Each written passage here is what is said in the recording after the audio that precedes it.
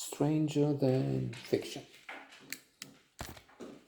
Now that's a strange motion picture, and I have some comments about it.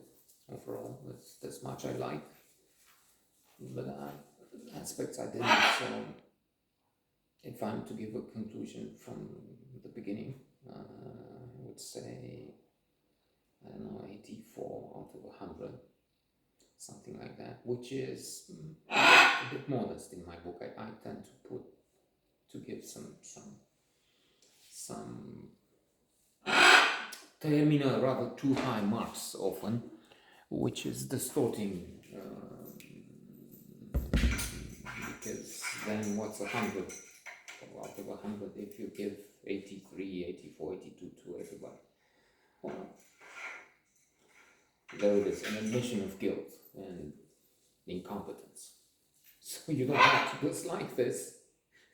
A couple of people did a few days ago, which is a disaster for me because that's all I have. Nothing but these two dislikes for the last 200 days.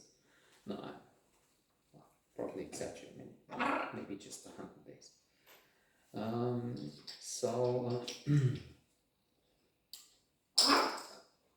There's Will Ferrell, Maggie Gyllenhaal,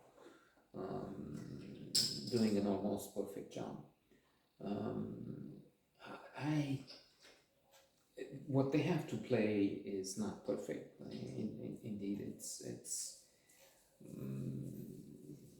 I'm not too comfortable with the construction, with what was out there.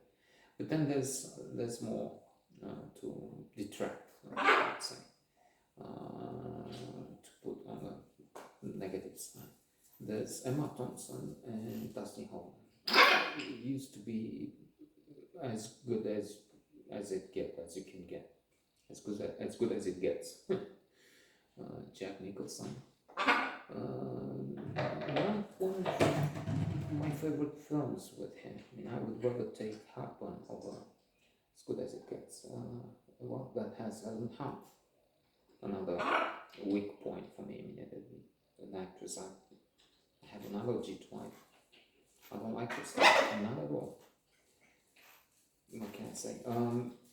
But he has the famous Jack Nicholson, "You Make Me Wish to Be a Better Man." Harvard professor Tal Ben-Shahar has the most popular lectures in the history of Harvard, positive psychology, and which you can, by the way, watch. You better stop now with this and go and watch, search for and watch positive psychology lectures at Harvard on YouTube. And he mentions this statement: "You make me wish to be a better man," as the best love offering, statement of love that he knows, something like that. And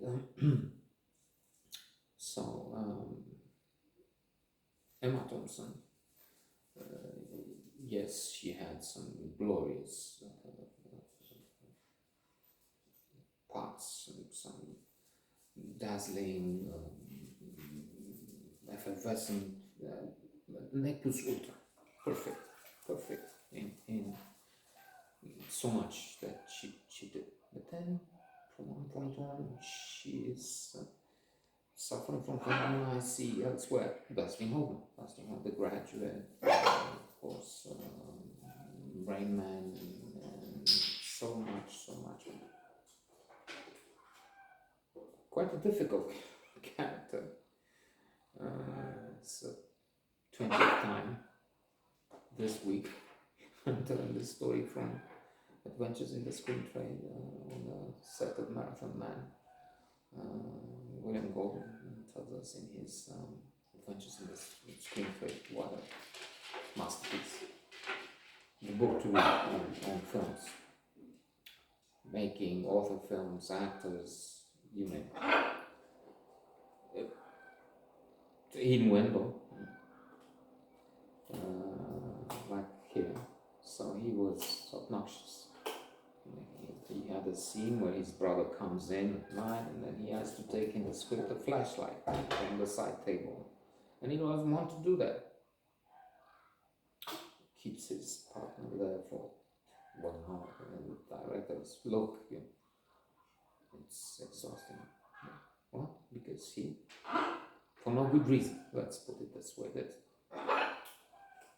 speculation on why, maybe, probably wanted his fans to have the same image much, or why would he use a flashlight? He's strong, he's Hulk, so there's that. And then after a certain point, it's not a pleasure to watch. I don't know what happens. Of course, you have the actor Laurence Olivier, who was on, and then there's another sad story of the interaction between Hoffman and Laurence Olivier. Would say Laurence Olivier, age and others, gain grace, they have experience, they do, and so many British Brits, so many, Michael Caine and so on, Gilbert, with descendants, or long. But some with age,